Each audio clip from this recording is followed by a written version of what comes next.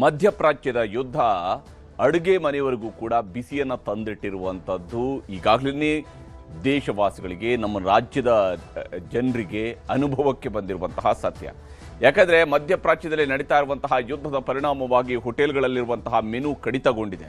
ಅಷ್ಟೇ ಅಲ್ಲ, ಅನೇಕ ಹೋಟೆಲ್ಗಳು, ಸಣ್ಣ ಸಣ್ಣ ಹೋಟೆಲ್ಗಳವರು ಎಲ್ಲ ದಿವಸವೂ ಕೂಡ ತೆರೆದು ವ್ಯಾಪಾರ ಮಾಡೋದಕ್ಕೆ ಕಷ್ಟಪಡ್ತಾ ಇದ್ದಾರೆ. ಯಾಕಂದರೆ ಗ್ಯಾಸ್ ಪೂರೈಕೆ ಸ್ಥಗಿತಗೊಳ್ತಾ ಇದೆ. ಆಟೋಗಳ ಚಾಲಕರು ಅವರ ಅನುಭವಕ್ಕೆ ಈಗಾಗಲೇ ಬಂದಿರುವಂಥದ್ದು ಆಟೋ ಗ್ಯಾಸ್ಗೆ ಬೇಕಾಗಿ ಅವ್ರು ನಿಲ್ತಾ ಇರುವಂತಹ ಕ್ಯೂ, ಅವರು ಅನುಭವಿಸ್ತಾ ಇರುವಂತಹ ಕಷ್ಟ ಸಂಕಷ್ಟ ಇದು ಮತ್ತೊಂದು ಭಾಗ.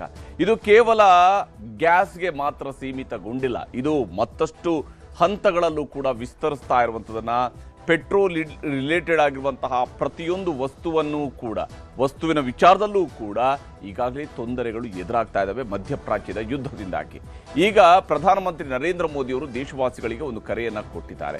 ಕೆಲವೊಂದು ಸಂಕಲ್ಪವನ್ನು ಮಾಡಬೇಕು, ನಮ್ಮ ಕರ್ತವ್ಯಗಳನ್ನು ನಿಭಾಯಿಸಬೇಕು, ದೇಶದ ಸುರಕ್ಷತೆಯ ದೃಷ್ಟಿಯಿಂದ ಮತ್ತು ದೇಶದ ಒಟ್ಟು ಹಿತದ ದೃಷ್ಟಿಯಿಂದ ಕೆಲವೊಂದು ಸಂಕಲ್ಪಕ್ಕೆ ಬದ್ಧರಾಗಬೇಕು ಅನ್ನೋಂಥ ಕರೆಯನ್ನು ಕೊಟ್ಟಿದ್ದಾರೆ. ಹಾಗಾದರೆ ಏನೇನು ಸಂಕಲ್ಪವನ್ನು ಪ್ರಧಾನಿ ಮೋದಿಯವರು ಹೇಳ್ತಾ ಇದ್ದಾರೆ, ಯಾವ ಕಾರಣಕ್ಕಾಗಿ ಹೇಳ್ತಾ ಇದ್ದಾರೆ ಅನ್ನೋದನ್ನು ಕೂಡ ನಾವು ಗಮನಿಸಬೇಕು. ಪ್ರಧಾನಿಯವರು ಮಾತಾಡ್ತಾ ಒಂದು ಮಾತನ್ನು ಹೇಳಿದ್ದಾರೆ, 1 ವರ್ಷದ ಕಾಲಕ್ಕೆ ಚಿನ್ನವನ್ನು ಖರೀದಿಸಬೇಡಿ. ದೇಶದ ಜನರಿಗೆ ಮಿತವ್ಯಯದ ಬಗ್ಗೆ ಹೇಳಿದ್ದಾರೆ. 1 ವರ್ಷದ ಚಿನ್ನದ ಖರೀದಿ ಬೇಡ ಅನ್ನೋಂಥನ್ನ ಹೇಳಿದ್ದಾರೆ. ಪೆಟ್ರೋಲ್ ಡೀಸೆಲ್ ಬಳಕೆಯನ್ನು ತಗ್ಗಿಸಬೇಕು ಅಂತೇಳಿ ಕರೆಯನ್ನು ಕೊಟ್ಟಿದ್ದಾರೆ. 1 ವರ್ಷ ಚಿನ್ನ ಬೇಡ, ಪೆಟ್ರೋಲ್ ಡೀಸೆಲ್ ಬಳಕೆಯನ್ನು ತಗ್ಗಿಸಿ, ದೇಶದ ಜನರಿಗೆ ಪ್ರಧಾನಿ ಮೋದಿಯವರು ಮಿತವ್ಯಯದ ಸಂದೇಶವನ್ನು ಕೊಟ್ಟಿದ್ದಾರೆ. ಇದಕ್ಕೆ ಕಾಂಗ್ರೆಸ್ನವರು ಕೆರಳಿದ್ದಾರೆ. ಇದು 12 ವರ್ಷದ ಆಡಳಿತದ ವೈಫಲ್ಯ ಅಂತೇಳಿ ಕಾಂಗ್ರೆಸ್ನವರು ಕಿಡಿಕಾರ್ತಾ ಇದ್ದಾರೆ. 1 ವರ್ಷ ಚಿನ್ನವನ್ನು ಖರೀದಿ ಮಾಡಬಾರದು. ಯಾವುದೇ ಸಮಾರಂಭಗಳಿರಲಿ, ಯಾವುದೇ ಸಂದರ್ಭದಲ್ಲಾಗಲಿ 1 ವರ್ಷದ ಕಾಲಕ್ಕೆ ನೀವು ಚಿನ್ನವನ್ನು ಖರೀದಿ ಮಾಡಬೇಡಿ. ಪೆಟ್ರೋಲ್ ಡೀಸೆಲ್ನ ಬಳಕೆ ಎಲ್ಲೆಲ್ಲಿದೆ ಅದನ್ನು ಕಡಿತ ಮಾಡಿ, ಸಾಧ್ಯವಾದಷ್ಟು ವರ್ಕ್ ಫ್ರಮ್ ಹೋಮ್ಗೆ ಆದ್ಯತೆ ಕೊಡಿ, ಹಾಗೆಯೇ ಆನ್ಲೈನ್ ಮೀಟಿಂಗ್ಗಳಿಗೆ ಆದ್ಯತೆಯನ್ನು ಕೊಡಿ. ಈ ರೀತಿಯಾದಂಥ ಸಲಹೆಗಳನ್ನು ಪ್ರಧಾನಮಂತ್ರಿ ಮೋದಿಯವರು ಕೊಟ್ಟಿದ್ದಾರೆ. ಮೋದಿಯವರು ಇಂತಹ ಸಲಹೆಯನ್ನು ಕೊಟ್ಟ ತಕ್ಷಣವೇ ಸಾಮಾನ್ಯ ಜನರ ಮನಸ್ಸಿನಲ್ಲೂ ಕೂಡ ಈಗಾಗಲೇ ಅನೇಕ ಸಂದರ್ಭಗಳಲ್ಲಿ ದೇಶ ಕಠಿಣ ಪರಿಸ್ಥಿತಿಗಳನ್ನು ಎದುರಿಸುವಾಗ ಹೀಗೆಲ್ಲ ನಿರ್ಧಾರಗಳು ಪ್ರಕಟ ಆಗಿದ್ದಾವೆ ಮತ್ತು ಅದರಿಂದ ಎದುರಾಗಿರುವಂತಹ ತೊಂದರೆಗಳ ಬಗ್ಗೆಯೂ ಕೂಡ ಜನರ ಅನುಭವಕ್ಕೆ ಬಂದಿರುವಂಥದ್ದೇ. ಅದು ನೋಟು ಬಂದಿ ಇರಬಹುದು, ಅಥವಾ ಅದು ಕೊರೋನಾ ಕಾಲದ ಮೊದಲು ಘೋಷಣೆಯಾದಂತಹ ಜನತಾ ಕರ್ಫ್ಯೂ ಮತ್ತು ನಂತರ ಘೋಷಣೆಯಾದಂತಹ ಸಾರ್ವತ್ರಿಕ ಕರ್ಫ್ಯೂ ಅಥವಾ ಲಾಕ್ಡೌನ್ನ ಪರಿಸ್ಥಿತಿ ಇರಬಹುದು. ಇದೆಲ್ಲವೂ ಕೂಡ ಈಗಾಗಲೇ ಜನರ ಅನುಭವಕ್ಕೆ ಬಂದಿರುವಂತಹ ವಿಚಾರಗಳು. ಆದರೆ ಪ್ರಧಾನಿ ಮೋದಿಯವರು ಇದಕ್ಕಿಂತ ಒಂದು ಹೆಜ್ಜೆ ಮುಂದಕ್ಕೆ ಹೋಗಿ ಈಗ ಆರ್ಥಿಕ ಸಂಕಷ್ಟದ ದೃಷ್ಟಿಯನ್ನು ಎದುರಿಸೋದಿಕ್ಕೆ ಭಾರತೀಯರು ಹೇಗೆಲ್ಲ ಜೊತೆಯಾಗಬೇಕು ಅನ್ನೋದರ ಬಗ್ಗೆ ಹೇಳಿದ್ದಾರೆ. ಇಲ್ಲಿ ಪ್ರಧಾನಮಂತ್ರಿ ಮೋದಿಯವರು ಕೊಟ್ಟಿರುವಂತಹ 7 ಸಂದೇಶವನ್ನು ನಾವು ಗಮನಿಸಬೇಕು. ಬಹಳ ಮುಖ್ಯವಾಗಿ 7 ಸಂದೇಶಗಳನ್ನು ಪ್ರಧಾನಮಂತ್ರಿ ಮೋದಿಯವರು ಕೊಡ್ತಾ ಇದ್ದಾರೆ. ಜನರಿಗೆ ಹೇಳ್ತಾ ಇರುವಂತಹ 7 ಸಂದೇಶಗಳಲ್ಲಿ ಇರುವಂಥದ್ದು ವರ್ಕ್ ಫ್ರಮ್ ಹೋಮ್ ಕೆಲಸಕ್ಕೆ ಆದ್ಯತೆಯನ್ನು ಕೊಡಬೇಕು ಅಂತ ಹೇಳಿದ್ದಾರೆ. ವರ್ಕ್ ಫ್ರಮ್ ಹೋಮ್ ಇದಕ್ಕೆ ಆದ್ಯತೆಯನ್ನು ಕೊಡಬೇಕು. ಕೊರೋನಾ ಕಾಲದಲ್ಲಿ ವರ್ಕ್ ಫ್ರಮ್ ಹೋಮ್ ಅನ್ನುವಂಥದ್ದು ಸಾಮಾನ್ಯ ಆಗೋಗಿತ್ತು. ಬಹುತೇಕ ಎಲ್ಲ ವಲಯಗಳು ಕೂಡ, ಮಾಧ್ಯಮವೂ ಸೇರಿದಂತೆ, ಯಾಕಂದರೆ ಮಾಧ್ಯಮ ವಲಯ ಸಾಮಾನ್ಯವಾಗಿ ಎಲ್ಲ ಸಂದರ್ಭದಲ್ಲೂ ಕೂಡ ಜನರ ನಡುವೆನೇ ಇರುತ್ತೆ. ಆದರೆ ಮಾಧ್ಯಮವೂ ಸೇರಿದಂತೆ ಬಹುತೇಕ ಎಲ್ಲ ವಲಯಗಳು ಕೂಡ ವರ್ಕ್ ಫ್ರಮ್ ಹೋಮ್ಗೆ ಒಳಗಾಗಿರೋದನ್ನು ನಾವು ನೋಡಿದ್ವಿ. ಕೇವಲ IT-BT ಸೆಕ್ಟರ್ಗೆ ಮಾತ್ರ ಅದು ಸೀಮಿತ ಆಗಿರಲಿಲ್ಲ, ಅದರ ಆಚೆಗೂ ಕೂಡ ವರ್ಕ್ ಫ್ರಮ್ ಹೋಮ್ ಬಹಳ ವ್ಯಾಪಕವಾಗಿ ನಡೆದಿತ್ತು. 1 ವರ್ಷದ ಮಟ್ಟಿಗೆ ಚಿನ್ನ ಖರೀದಿ ಬೇಡ ಅನ್ನುವಂತಹ ಸಲಹೆಯನ್ನು ಕೂಡ ಪ್ರಧಾನಮಂತ್ರಿ ಮೋದಿಯವರು ಕೊಟ್ಟಿದ್ದಾರೆ. 1 ವರ್ಷದ ಮಟ್ಟಿಗೆ ಯಾವುದೇ ಸಮಾರಂಭಗಳಿರಲಿ, ನೀವು ಚಿನ್ನ ಖರೀದಿಯನ್ನು ಮಾಡಬೇಡಿ ಅನ್ನುವಂತಹ ಸಲಹೆಯನ್ನು ಕೊಟ್ಟಿದ್ದಾರೆ. ಇದು ವಿದೇಶಿ ವಿನಿಮಯದ ಮೇಲಿನ ಹಿಡಿತವನ್ನು ಸಾಧಿಸುವ ನಿಟ್ಟಿನಲ್ಲಿ ಬಹಳ ಲಾಭವನ್ನು ತಂದುಕೊಡುತ್ತೆ ಭಾರತಕ್ಕೆ. ಭಾರತದ ಅರ್ಥವ್ಯವಸ್ಥೆಯನ್ನು ಸಮತೋಲನ ಮಾಡುವಂತಹ ದೃಷ್ಟಿಯಿಂದ ಇದು ಬಹಳ ನೆರವಾಗುತ್ತೆ ಅಂತ ಹೇಳಿದ್ದಾರೆ. ಪೆಟ್ರೋಲ್ ಡೀಸೆಲ್ ಕಡಿತಗೊಳಿಸಿ, ಸಾರ್ವಜನಿಕ ಸಾರಿಗೆಯನ್ನು ಬಳಸಿ ಅಂತ. ಅಂದರೆ ಕಾರು ಅಥವಾ ಬೈಕು, ಇನ್ಯಾವುದೇ ರೀತಿಯಾದಂತಹ ಪ್ರೈವೇಟ್ ವೆಹಿಕಲ್ಗಳ ಬದಲಿಗೆ ಸಾರ್ವಜನಿಕ ಸಾರಿಗೆಯನ್ನು ಬಳಸಿ, ಕಾರ್ಪೂಲಿಂಗ್ ಮಾಡಿ, ಜೊತೆಯಾಗಿ ಓಡಾಡಿ, ಆ ಮೂಲಕ ಡೀಸೆಲ್ ಬಳಕೆಯ ಪ್ರಮಾಣವನ್ನು ಕಡಿತಗೊಳಿಸ್ತಾ ಹೋಗಿ, ಪೆಟ್ರೋಲ್ ಬಳಕೆಯ ಪ್ರಮಾಣವನ್ನು ಕಡಿತಗೊಳಿಸ್ತಾ ಹೋಗಿ. ಒಬ್ಬರು ಹೋಗುವಂತಹ ಜಾಗಕ್ಕೆ 4 ಜನ ಹೋಗುವಂತಹ ಜಾಗದಲ್ಲಿ ಒಬ್ಬರೇ ಬಳಕೆ ಮಾಡುವಂತಹ ಡೀಸೆಲ್ ಅಥವಾ ಪೆಟ್ರೋಲ್ ಅನ್ನು ಕಡಿತಗೊಳಿಸಿ, ಅದರ ಬದಲಿಗೆ 4 ಜನ ಜೊತೆಯಾಗಿ ಹೋಗುವಂಥದ್ದನ್ನ ಅಭ್ಯಾಸ ಆಗಲಿ. ಅಡುಗೆ ಎಣ್ಣೆ ಬಳಕೆಯನ್ನು ಕೂಡ ಕಡಿಮೆ ಮಾಡಬೇಕು ಅನ್ನೋದನ್ನು ಹೇಳಿದ್ದಾರೆ. ಯಾಕಂದ್ರೆ ಭಾರತದಲ್ಲಿ ಎಣ್ಣೆಕಾಳುಗಳನ್ನು ಉತ್ಪಾದನೆ ಬಹಳ ವ್ಯಾಪಕವಾಗಿ ನಡೀತಾ ಇದ್ರು ಕೂಡ ಭಾರತದಲ್ಲಿ ಅಡುಗೆ ಎಣ್ಣೆಯೂ ಕೂಡ ಇಂಪೋರ್ಟ್ ಆಗ್ತಾ ಇರುತ್ತೆ. ಹೀಗಾಗಿ ಎಣ್ಣೆಕಾಳುಗಳನ್ನು ಇಂಪೋರ್ಟ್ ಮಾಡುವಂತಹದ್ದು ನಡೀತಾ ಇರುತ್ತೆ. ಈ ಕಾರಣಕ್ಕಾಗಿಯೂ ಕೂಡ ಅಡುಗೆ ಎಣ್ಣೆ ಬಳಕೆಯನ್ನು ಕಡಿಮೆ ಮಾಡಿ, ಅದನ್ನು ಕಡಿತಗೊಳಿಸಿ, ಆದಷ್ಟು ಕಡಿಮೆ ಮಾಡಿ ಅನ್ನುವಂಥದ್ದನ್ನು ಪ್ರಧಾನಮಂತ್ರಿ ಮೋದಿಯವರು ಹೇಳಿದ್ದಾರೆ. ವಿದೇಶಿ ವಸ್ತುಗಳ ಬಳಕೆಯನ್ನು ಕಡಿಮೆ ಮಾಡಿ ಸ್ವದೇಶಿ ವಸ್ತುಗಳಿಗೆ ಆದ್ಯತೆಯನ್ನು ಕೊಡಬೇಕು ಅನ್ನುವಂತಹ ಸಲಹೆಯನ್ನು ಕೂಡ ಜನರಿಗೆ ಕೊಟ್ಟಿದ್ದಾರೆ.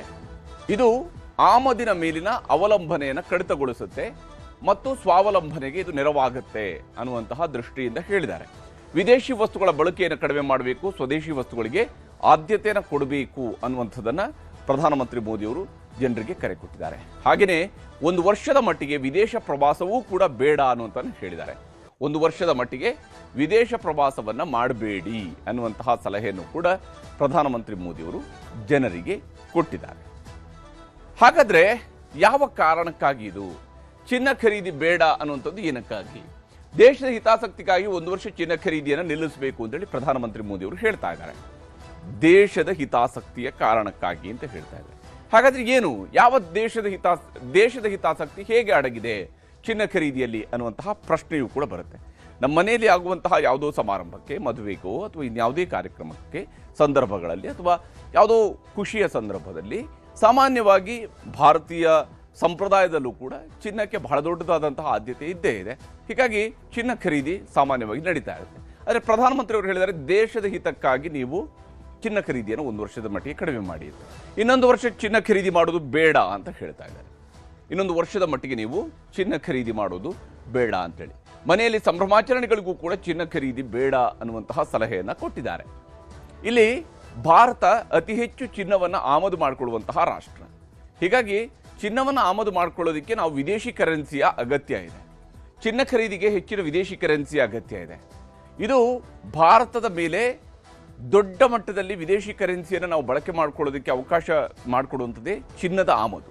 ಹೀಗಾಗಿ ಚಿನ್ನದ ಆಮದು ತಗ್ಗಿದ್ರೆ, ಅಂದರೆ ಚಿನ್ನದ ಖರೀದಿ ಪ್ರಮಾಣ ತಗ್ಗಿದ್ರೆ ಆಗ ಚಿನ್ನದ ಆಮದು ಪ್ರಮಾಣವೂ ಕೂಡ ತಗ್ಗುತ್ತೆ.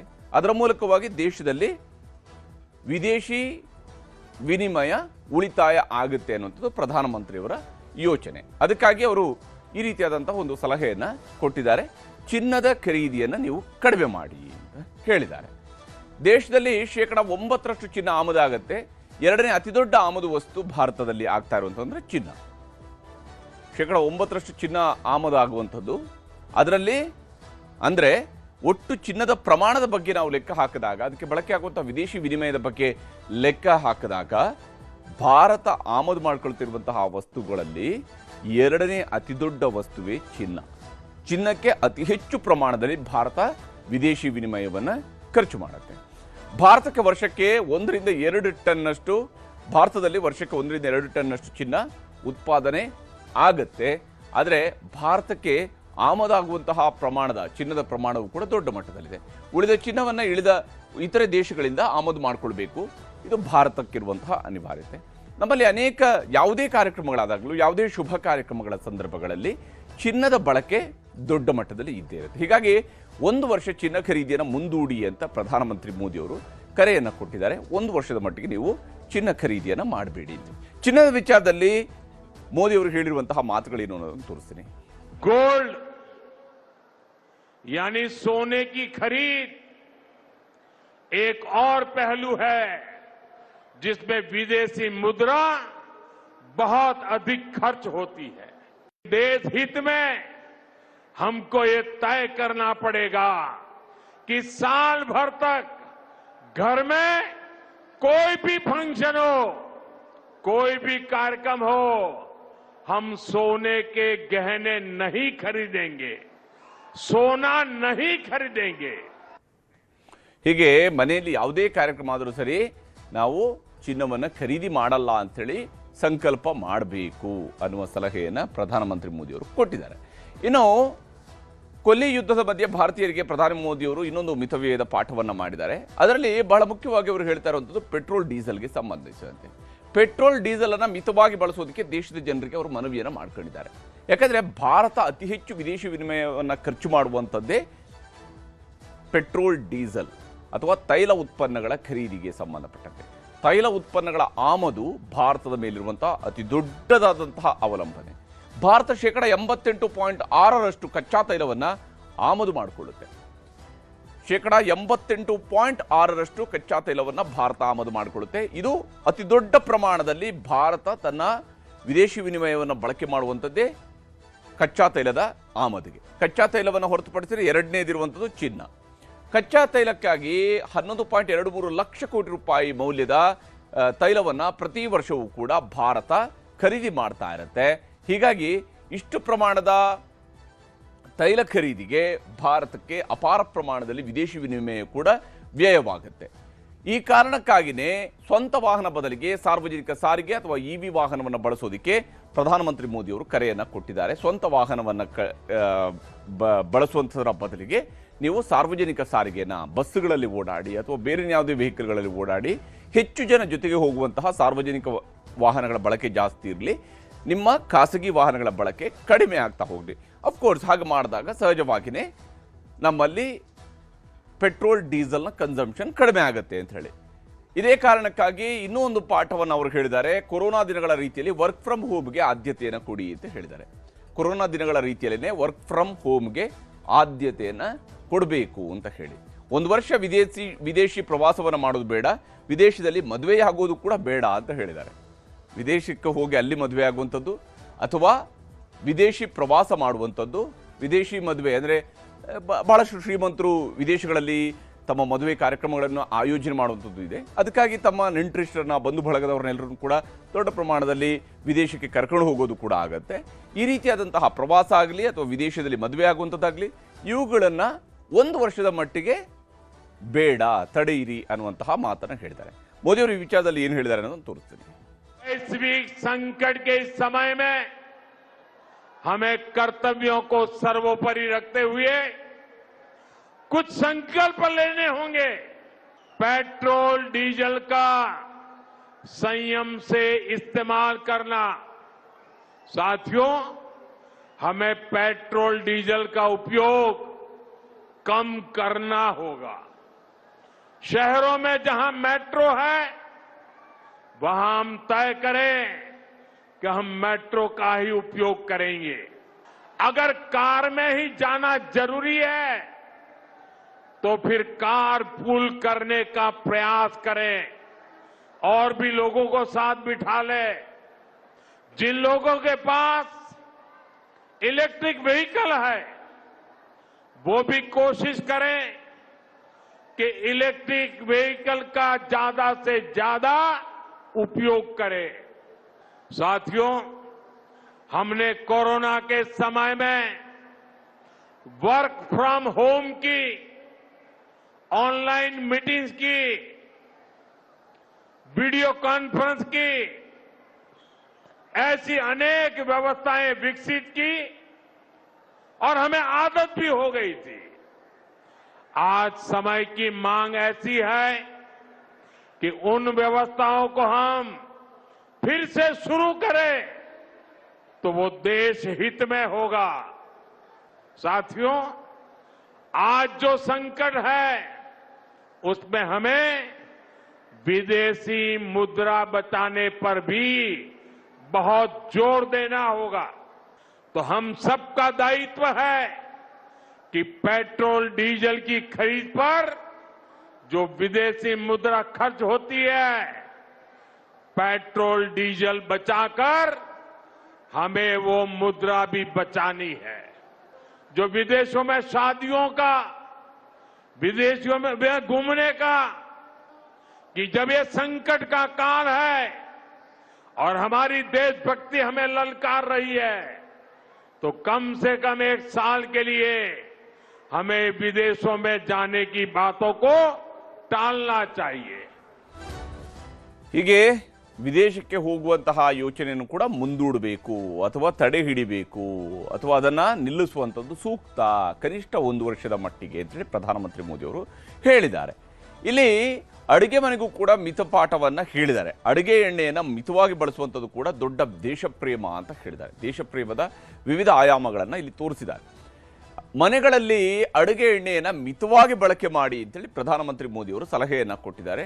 ಅಡುಗೆ ಎಣ್ಣೆಯ ಬಳಕೆಯಲ್ಲೂ ಕೂಡ ಮಿತವಾಗಿರಲಿ, ಸಂಕಷ್ಟದ ಸಮಯದಲ್ಲಿ ಮಿತ ಬಳಕೆ ಅತ್ಯಗತ್ಯವಾದದ್ದು ಅಂತ ಹೇಳಿ ಪ್ರಧಾನಮಂತ್ರಿ ಮೋದಿಯವರು ಕರೆಯನ್ನು ಕೊಟ್ಟಿದ್ದಾರೆ. ಅತ್ಯಗತ್ಯವಾಗಿ ಈಗ ಮಾಡಬೇಕಾಗಿರುವುದು ಮಿತವಾದ ಬಳಕೆ. ದೇಶದ ರಸಗೊಬ್ಬರ ಆಮದು ಪ್ರಮಾಣವು ಕೂಡ 41%ರಷ್ಟಿದೆ. ದೇಶಕ್ಕೆ ರಸಗೊಬ್ಬರದ ಆಮದು ಪ್ರಮಾಣ 41%ರಷ್ಟಿದೆ. ಹೀಗಾಗಿ ರಸಗೊಬ್ಬರದ ಆಮದಿನ ಮೇಲೆಯೂ ಕೂಡ ನಿಗಾ ಇಡುವಂತಹದ್ದು ಅಥವಾ ಅದನ್ನು ಕಡಿಮೆಗೊಳಿಸುವಂಥದ್ದು. ಈ ವರ್ಷ ರಸಗೊಬ್ಬರ ಆಮದಿಗಾಗಿ 1.21 ಲಕ್ಷ ಕೋಟಿ ರೂಪಾಯಿಗಳನ್ನು ಭಾರತ ಸರ್ಕಾರ ಖರ್ಚು ಮಾಡಿದೆ ಅಂತ ಹೇಳಿ. ಹೀಗಾಗಿ ಮೋದಿಯವರು ಇಲ್ಲಿ ಸಾವಯವ ಗೊಬ್ಬರದ ಕಡೆಗೆ ನೀವು ಹೋಗೋದು ಒಳ್ಳೆಯದು. ವರ್ಷಾಂತ್ಯಕ್ಕೆ 22.3 ಬಿಲಿಯನ್ ಟನ್ಗೆ ಇದು ತಲುಪುವಂತಹ ನಿರೀಕ್ಷೆಯೂ ಕೂಡ ಇದೆ. ದೊಡ್ಡ ಪ್ರಮಾಣದಲ್ಲಿ ಭಾರತ ರಸಗೊಬ್ಬರಗಳನ್ನು ಖರೀದಿ ಮಾಡುತ್ತೆ. ಹೀಗಾಗಿ ರಸಗೊಬ್ಬರ ಬಿಟ್ಟು ಸಾವಯವ ಕೃಷಿಯನ್ನು ಅಳವಡಿಸಿಕೊಳ್ಳಿ ಅನ್ನುವಂಥ ಸಲಹೆಯನ್ನು ಕೊಟ್ಟಿದ್ದಾರೆ. ಆದರೆ ಇರುವಂಥದ್ದು ನಮ್ಮಲ್ಲಿರುವಂತಹ ಅತಿ ದೊಡ್ಡ ಪ್ರಮಾಣದ ಕೃಷಿ ಚಟುವಟಿಕೆಗಳಿಗೆ ಸಾವಯವವನ್ನು ಏಕಾಏಕಿ ನಾವು ಇಂಟ್ರೊಡ್ಯೂಸ್ ಮಾಡೋದಕ್ಕೆ ಸಾಧ್ಯ ಆಗುತ್ತಾ, ಅದರಿಂದ ಉತ್ಪನ್ನ ತೆಗೆಯೋದಕ್ಕೆ ಸಾಧ್ಯ ಆಗುತ್ತಾ ಅನ್ನುವಂಥ ಪ್ರಶ್ನೆ ಇದ್ದೇ ಇರುವಂಥದ್ದು. ಹೀಗಾಗಿ ರಸಗೊಬ್ಬರವನ್ನು ಬಿಟ್ಟು ಸಾವಯವ ಕೃಷಿಯನ್ನು ಅಳವಡಿಸಿಕೊಳ್ಳಿ ಅಂತ ಹೇಳಿದ್ದಾರೆ. ಈ ನಿಟ್ಟಿನಲ್ಲಿ ಪ್ರಧಾನಿಯವರು ಕೊಟ್ಟಿರುವ ಸಲಹೆ ಇದ್ದದ್ದು ಅನ್ನೋದನ್ನು ತೋರಿಸ್ತೀನಿ. ऐसे ही खाने के तेल का भी है. खाने का तेल का जो उपयोग करता है, अगर वो कुछ कमी करे, अगर हम तेल खाना कम करें ना, तो भी वो देशभक्ति का बहुत बड़ा काम है. साथियों, विदेशी मुद्रा की खपत वाला एक और सेक्टर हमारी खेती है. हम बहुत बड़ी मात्रा में बाहर से केमिकल फर्टिलाइजर इंपोर्ट करते हैं. ಹೀಗೆ ಕೆಮಿಕಲ್ ಫರ್ಟಿಲೈಸರ್ ಇಂದ ಹಿಡಿದು ಅಡುಗೆ ಎಣ್ಣೆ ತನಕ ಪ್ರತಿಯೊಂದನ್ನು ಕೂಡ ಮಿತವಾಗಿ ಬಳಸಿ ಕಡಿಮೆ ಮಾಡಿ ಅನ್ನುವಂಥದ್ದನ್ನು ಹೇಳ್ತಾ ಅದನ್ನು ದೇಶ ಪ್ರೇಮ ಅನ್ನುವಂಥದ್ದನ್ನು ಹೇಳಿದ್ದಾರೆ. ಇದು ನಿಮ್ಮ ದೇಶಭಕ್ತಿಗೆ ಅದು ಕೂಡ ಒಂದು ಜೋಡಣೆಯಾಗತ್ತೆ. ನೀವು ಕಡಿಮೆ ಅಡುಗೆ ಎಣ್ಣೆ ಬಳಸೋದು ಕೂಡ ದೇಶ ಪ್ರೇಮದ ಭಾಗವೇ ಅನ್ನುವಂಥದ್ದನ್ನು ಪ್ರಧಾನಮಂತ್ರಿ ಮೋದಿಯವರು ವಿವರಿಸುವ ಪ್ರಯತ್ನವನ್ನು ಮಾಡಿದ್ದಾರೆ. ಆದರೆ ಇದು ವೈಫಲ್ಯದ ಪುರಾವೆಗಳು ಅಂತೇಳಿ ಪ್ರತಿಪಕ್ಷಗಳವರು ಹೇಳ್ತಾ ಇದ್ದಾರೆ. ಪ್ರಧಾನಮಂತ್ರಿ ಸಲಹೆಗೆ ಲೋಕಸಭೆ ವಿಪಕ್ಷ ನಾಯಕ ರಾಹುಲ್ ಗಾಂಧಿ ಕಿಡಿಕಾರಿದ್ದಾರೆ. ಯಾಕಂದರೆ ಇವು ಧರ್ಮೋಪದೇಶಗಳಲ್ಲ, ಇವು ವೈಫಲ್ಯದ ಪುರಾವೆಗಳು ಅಂತ ಹೇಳಿದ್ದಾರೆ. ನೀವು ಮಾಡ್ತಾ ಇರೋದು ಧರ್ಮೋಪದೇಶ ಅಲ್ಲ, ಇದು ನಿಮ್ಮ ವೈಫಲ್ಯಕ್ಕೆ ಇದ್ದಿರುವ ಪುರಾವೆ. 12 ವರ್ಷಗಳಲ್ಲಿ ದೇಶವನ್ನು ಇಂತಹ ಪರಿಸ್ಥಿತಿಗೆ ತಂದಿದ್ದಾರೆ. ಅಂದರೆ ನೀವು ಮಿತವಾಗಿ ಬಳಸಿ ಅಂತ ಹೇಳುವಂಥದ್ದು ಕೂಡ ವೈಫಲ್ಯ ಅಂತ ಹೇಳ್ತಿದ್ದಾರೆ. ಸಾರ್ವಜನಿಕರಿಗೆ ಏನು ಖರೀದಿಸಬೇಕು, ಏನು ಖರೀದಿಸಬಾರ್ದು ಅನ್ನುವಂತಹ ನಿಟ್ಟಿನಲ್ಲಿ ಪ್ರಧಾನಮಂತ್ರಿ ಸಲಹೆ ಕೊಡುವಂಥದ್ದು ಅವರ ವೈಫಲ್ಯದ ಪ್ರತೀಕ. ಎಲ್ಲಿಗೆ ಹೋಗಬೇಕು, ಎಲ್ಲಿಗೆ ಹೋಗಬಾರ್ದು ಅಂತ ಹೇಳಬೇಕಾಗಿದೆ. ಅದನ್ನು ಪ್ರಧಾನಮಂತ್ರಿಯವರು ಹೇಳಬೇಕಾಗಿದೆ. ಪ್ರತಿ ಬಾರಿಯೂ ಕೂಡ ಅವರು ಜವಾಬ್ದಾರಿಯನ್ನು ಜನರ ಮೇಲೆ ಹಾಕ್ತಾ ಇದ್ದಾರೆ. ಎಲ್ಲ ಜವಾಬ್ದಾರಿಗಳನ್ನು ಜನರ ಮೇಲೆಗೆ ಮಾತ್ರ ಹಾಕ್ತಾ ಇದ್ದಾರೆ ಅಂತೇಳಿ ಪ್ರತಿಪಕ್ಷ ನಾಯಕ ರಾಹುಲ್ ಗಾಂಧಿ ಅವರು ಟೀಕಿಸಿದ್ದಾರೆ. ದೇಶ ನಡೆಸುವುದು ಇನ್ನು ಮುಂದೆ ರಾಜಿ ಮಾಡಿಕೊಂಡ ಪ್ರಧಾನಿಯವರ ವ್ಯಾಪ್ತಿಯಲ್ಲಿಲ್ಲ ಅಂತ ಹೇಳಿ ರಾಹುಲ್ ಗಾಂಧಿ ಆರೋಪವನ್ನು ಮಾಡಿದ್ದಾರೆ. ಈ ವಿಚಾರದಲ್ಲಿ ರಾಹುಲ್ ಗಾಂಧಿ ಆಕ್ರೋಶವನ್ನು ವ್ಯಕ್ತಪಡಿಸಿದ್ದಾರೆ. ಅಷ್ಟೇ ಅಲ್ಲದೆ ಮಲ್ಲಿಕಾರ್ಜುನ ಖರ್ಗೆ ಅವರು ಕೂಡ ಬಡತನದ ಹಿಟ್ಟು ನೆನೀತಾ ಇರುವಾಗ ದೇಶಕ್ಕೆ ಉಳಿತಾಯದ ಉಪನ್ಯಾಸವನ್ನು ಇವರು ಮಾಡ್ತಾ ಇದ್ದಾರೆ ಅಂತ ಹೇಳಿದ್ರು. ಬಡತನದ ಹಿಟ್ಟು ನೆನೆಯುತ್ತಿರುವಾಗ ದೇಶಕ್ಕೆ ಉಳಿತಾಯದ ಉಪನ್ಯಾಸ ಮಾಡ್ತಾ ಇದ್ದಾರೆ. ಫೆಬ್ರವರಿ 28ಕ್ಕೆ ಯುದ್ಧ ಆರಂಭವಾದಾಗಲಿಂದಲೇ ಕಾಂಗ್ರೆಸ್ ಎಚ್ಚರಿಕೆಯನ್ನು ನೀಡ್ತಾ ಬಂದಿತ್ತು. ನಮಗೆ ಸಂಕಷ್ಟ ಎದುರಾಗುತ್ತೆ ಅಂತೇಳಿ, ಆರ್ಥಿಕತೆಯ ನಾಶ ಆಗುತ್ತೆ, ರೂಪಾಯಿಯ ನಿರಂತರವಾಗಿ ಕುಸಿತ ಆಗ್ತಾ ಇದೆ. ಇದೆಲ್ಲದರ ಪರಿಣಾಮವಾಗಿ ನಮಗೆ ವಿದೇಶಿ ವಿನಿಮಯದ ಮೇಲೆ ಹೊಡೆತವನ್ನು ಬೀಳ್ತಾ ಇದೆ. ಪೆಟ್ರೋಲ್, ಡೀಸೆಲ್, LPG ಕೊರತೆ, ರಸಗೊಬ್ಬರದ ಕೊರತೆ ಇವೆಲ್ಲವೂ ಕೂಡ ಸೃಷ್ಟಿಯಾಗಿದೆ ಅನ್ನೋದನ್ನು ನಾವು ಹೇಳ್ತಾ ಇದ್ವಿ. ಆದರೆ ಆಹಾರ ಭದ್ರತೆಗೆ ಬೆದರಿಕೆ ಬಂದಿದೆ. ಔಷಧಿಗಳ ಬೆಲೆ, MSMEಗಳ ಬಿಕ್ಕಟ್ಟು ಇವೆಲ್ಲವೂ ಕೂಡ ಈಗ ಹೊಡೆತ ತರ್ತಾ ಇದೆ. ಪ್ರತಿ ಸಮಸ್ಯೆಯನ್ನು ಕೂಡ ಪ್ರಧಾನಮಂತ್ರಿಯವರಿಗೆ ಮನವರಿಕೆ ಮಾಡಲಾಗಿತ್ತು. ಆ ಕೆಲಸವನ್ನು ಪ್ರತಿಪಕ್ಷವಾಗಿ ಕಾಂಗ್ರೆಸ್ ಮಾಡಿತ್ತು. ಆದರೆ ಪ್ರಧಾನಮಂತ್ರಿಯವರು ಚುನಾವಣಾ ಪ್ರಚಾರದಲ್ಲಿ ಮಗ್ನರಾಗಿದ್ದರು ಅನ್ನುವಂತಹ ಟೀಕೆಯನ್ನು ಇಲ್ಲಿ ಮಲ್ಲಿಕಾರ್ಜುನ ಖರ್ಗೆ ಅವರು ಮಾಡ್ತಾ ಇದ್ದಾರೆ. ನಿಮ್ಮ 12 ವರ್ಷಗಳ ವೈಫಲ್ಯವನ್ನು ಜನರ ಮೇಲೆ ಹಾಕಬೇಡಿ ಅಂತ ಹೇಳಿ ಪ್ರಧಾನಮಂತ್ರಿಯವರಿಗೆ ಸಲಹೆಯನ್ನು ಕೂಡ ಕೊಟ್ಟಿದ್ದಾರೆ ಮಲ್ಲಿಕಾರ್ಜುನ ಖರ್ಗೆ. ಇಲ್ಲಿ ಮಿತವ್ಯಯದ ಪಾಠವನ್ನು ಮೋದಿಯವರು ಮಾಡ್ತಾ ಇದ್ದಾರೆ.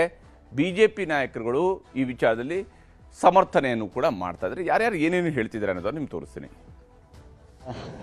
ನರೇಂದ್ರ ಮೋದಿಯವರು ತಮ್ಮ ಅಂತಾರಾಷ್ಟ್ರೀಯ ಮಟ್ಟದ ಒಂದು ವ್ಯಕ್ತಿತ್ವದ ಬಳಕೆ ಮಾಡಿ ಯಾವುದೇ ರೀತಿ ಡೀಸೆಲ್, ಪೆಟ್ರೋಲ್ 1-2 ತಿಂಗಳ ಹೆಚ್ಚಿಗೆ ಆಗದಿರುವಂಥದ್ದು ನೋಡ್ಕೊಂಡಿದ್ದಾರೆ.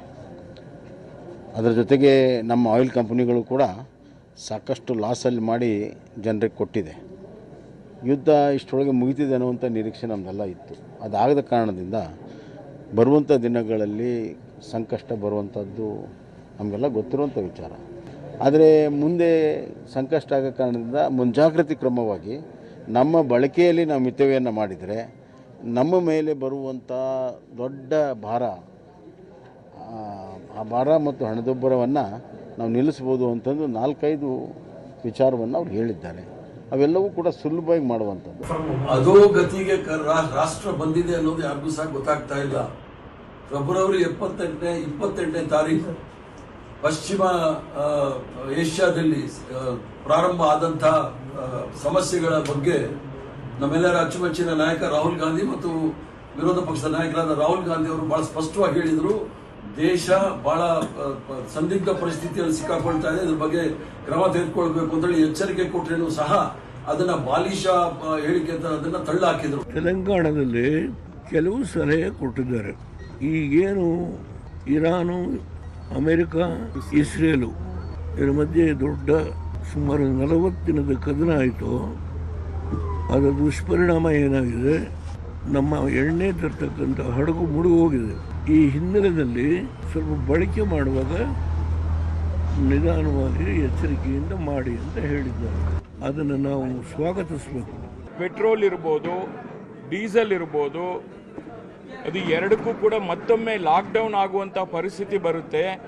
ಗೋಲ್ಡನ್ನು ಕೂಡ 1 ವರ್ಷಗಳ ಕಾಲ ಖರೀದಿ ಮಾಡಬೇಡಿ, ಡಾಲರ್ಸ್ ಬಳಕೆ ಜಾಸ್ತಿ ಆಗ್ತಾ ಇದೆ, ಅದಕ್ಕೆ ನಾವು ಒಂದು ಬಹಿಷ್ಕಾರ ಮಾಡಲೇಬೇಕು ಅಂತ ಹೇಳಿ ಇವತ್ತು ಆ ಒಂದು ಸ್ಟೇಟ್ಮೆಂಟನ್ನು ಕೊಟ್ಟಿರತಕ್ಕಂಥದ್ದನ್ನು ನಾನು ಗಮನಿಸಿದ್ದೀನಿ. ಬಹುಶಃ ಮುಖ್ಯವಾಗಿ ಈ ಫಾರಿನ್ ಕರೆನ್ಸಿಗಳು ಹೆಚ್ಚೆಚ್ಚು ಬಳಕೆ ಆಗೋದನ್ನು ತಡೆಗಟ್ಟಬೇಕು ಅಂತೇಳಿ ಅವರು ಒಳ್ಳೆ ಉದ್ದೇಶ ಇಟ್ಕೊಂಡು ಹೇಳಿದ್ದಾರೆ. ಇದನ್ನು ನಾನು ಕೂಡ ಸ್ವಾಗತ ಮಾಡ್ತೀನಿ. ಮೋದಿಯವರು ಹೇಳ್ತಾರೆ ಚಿನ್ನದ ಬೆಲೆ ಯಾಕೆ ಜಾಸ್ತಿ ಆಯಿತು ಅಂತ ಹೇಳ್ತಾ ಇಲ್ಲ, ಪೆಟ್ರೋಲ್ ಕಡಿಮೆ ಮಾಡಿ ಅಂತ ಹೇಳ್ತಾ ಇದ್ದಾರೆ. ಯಾಕಾಯಿತು ಅಂತ ಹೇಳ್ತಾ ಇಲ್ಲ. ಜನಕ್ಕೆ ಯಾರಿಂದ ತೊಂದರೆ ಆಯಿತು ಅಂತ ಮೋದಿಯವರು ಎಕ್ಸ್ಪ್ಲೇನ್ ಮಾಡಬೇಕು. ಈ ಮದುವೆ ಮಾಡೋರು, ಮುಂಜಿ ಮಾಡೋರು, ಚಿನ್ನ ತಗೊಳ್ತಿರೋರನ್ನ ಯಾರು ಬೇಡ ಅಂತ ಹೇಳಕ್ಕಾಗ್ತದೆ? ಸೊ ನೀವು ಜನರಿಗೆ ಏನು ಒಂದು ಸಲಹೆ ಏನು ಬೇಕಾದ್ರೂ ಕೊಡ್ತೀರಿ. ಹಿಂದೆ ಕೋವಿಡ್ ಬಂದಾಗ ದೀಪ ಹಚ್ಚಿಂದ್ರಿ, ದೀಪ ಹಚ್ಚೋ, ಚಪ್ಪಾಳೆ ತಟ್ಟಿ ಅಂದರೆ ಚಪ್ಪಾಳೆ ತಟ್ಟೋ, ಏನಾದ್ರು ನಿಂತ್ಕೋತಾ? ಏನು ನಿಂತ್ಕೋತಿಲ್ಲ. ಒಂದು ಪ್ರಾಕ್ಟಿಕಲ್ ಇರಬೇಕು. ಯಾರು ಇದನ್ನ ಪಾಪ ಜೀವನದಲ್ಲಿ ಮದುವೆ ಆಯ್ತಾರೆ, ಚಿನ್ನ ಇದನ್ನ ತಾಲಿ ಕಟ್ಕೊಳ್ಳೋರು, ಒಂದು ಸರ ಮಾಡ್ಕೊಳ್ಳೋರನ್ನ ನಾವು ಬೇಡ ಅನ್ನಕ್ಕಾಗ್ತದಾ? ಸೊ ಅದೆಲ್ಲ ಮಾಡೋಕ್ಕಾಗಲ್ಲ. ಹೀಗೆ ಕಾಂಗ್ರೆಸ್ ಅವರು ಟೀಕಿಸ್ತಾ ಇದ್ದಾರೆ, ಬಿಜೆಪಿಯವರು ಮತ್ತು ಅವರ ಮಿತ್ರ ಪಕ್ಷ ಆಗಿರ್ತಕ್ಕಂತಹ JDS ಅವರು ಈ ಹೇಳಿಕೆಗಳನ್ನು ಸಮರ್ಥಿಸ್ಕೊಳ್ತಾ ಇದ್ದಾರೆ. ಹಿತ ಮಿತ ಬಳಕೆ ಯಾವತ್ತೂ ಕೂಡ ಒಳ್ಳೆಯದೇ. ಆದರೆ ಈಗ ಪ್ರಧಾನಮಂತ್ರಿಯವರು ಕೊಟ್ಟಿರುವಂತಹ ಸಲಹೆ ಯಾವ ಸ್ವರೂಪದಲ್ಲಿ ಆರ್ಥಿಕ ದೃಷ್ಟಿಯಿಂದ ಇರುವಂತಹ ಈ ಸಲಹೆ ಅಳವಡಿಕೆಗೆ ಬರುತ್ತೆ ಅನ್ನೋದನ್ನು ನೋಡಬೇಕಾಗಿದೆ.